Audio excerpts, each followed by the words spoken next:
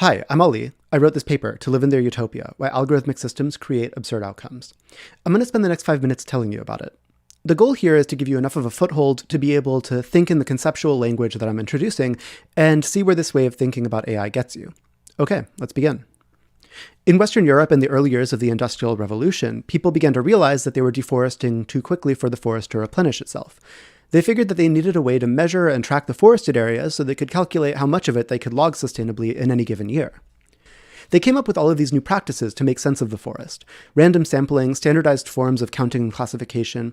It was the beginning of a new field, no pun intended, of scientific forestry. And it was something of a revelation. It gave people a way of making sense of the forest and navigating it, not only literally, but administratively as well. But they didn't stop there. They realized that the models they came up with to make sense of the forest could be stronger and more predictive if they changed the forest and the natural landscape itself, replanting trees, removing other plants and animals, and treating the forest a lot like agricultural crops. This is what scientific forestry famously became about, modeling, shaping, and optimizing the natural world for our needs. They went from making sense of the world to making the world make sense. Scientific forestry went from navigating the world to shaping it. In Seeing Like a State, James C. Scott describes this as constructing abridged maps, and he says that while it may be fine to use an abridged map as a shorthand for navigating the world, problems arise when you start trying to shape the world with that abridged map as a blueprint. Now, I'm telling you about all of this because I think this is a powerful metaphor for what we're finding in algorithmic systems. And I think more generally that drawing on powerful metaphors of governance and administrative states to think about and talk about AI gives us a lot of the language we need to describe and make sense of the structural harms and administrative violence that people experience because of oppressive AIs.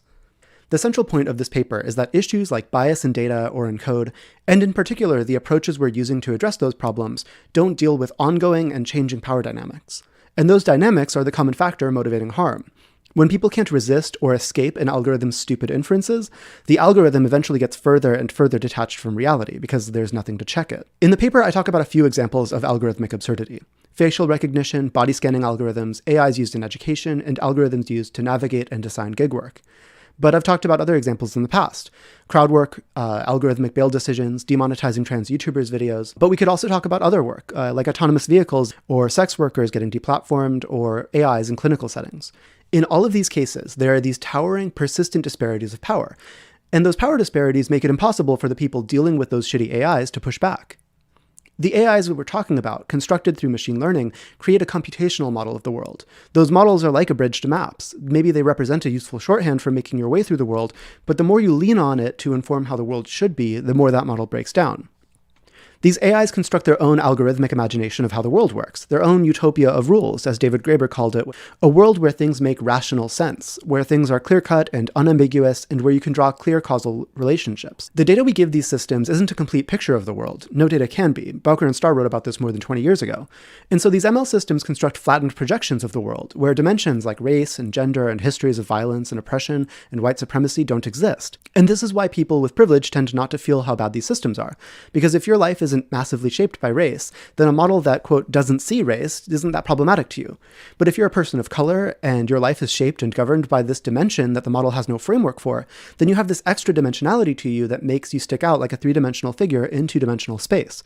Your very existence challenges and maybe even threatens the model's utopia of rules. It's as if AIs are saying, this would all be easier, less harmful for you, if you would only live in their utopia. If you could just shed dimensions of your identity that aren't in the model, like race, like gender, like history. But that's impossible. If you're a person of color, you don't get to pretend that race doesn't exist. It shapes every aspect of your life, to varying degrees wherever you go.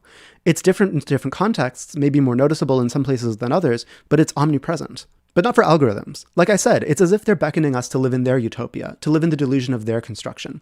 And I want you to be as offended by that invitation as I was when I came to this conclusion, because the implication that the AI's vision of the world is more rational than ours, that it's more legitimate than our experience, backed up by the power we give AIs to punish people for not fitting into those shitty models, it's akin to when David Graeber talks about bureaucracies constructing their own utopia of rules, making the world more rational, implicating our world and our lives as irrational. At the end of the paper, I talk about design implications. If power disparities allow AI to insist that we live in their utopia, flattening ourselves to fit into the shitty projection of the world that they've invented, then we should dismantle the power structures that allow AIs to make such demands, and disempower AIs entirely. Anyway, like I said, I hope this turns out to be a useful vocabulary or structure for thinking about AI, and in particular, I hope it shines a light on this idea of the ongoing shifting nature of the relationships between AI and people.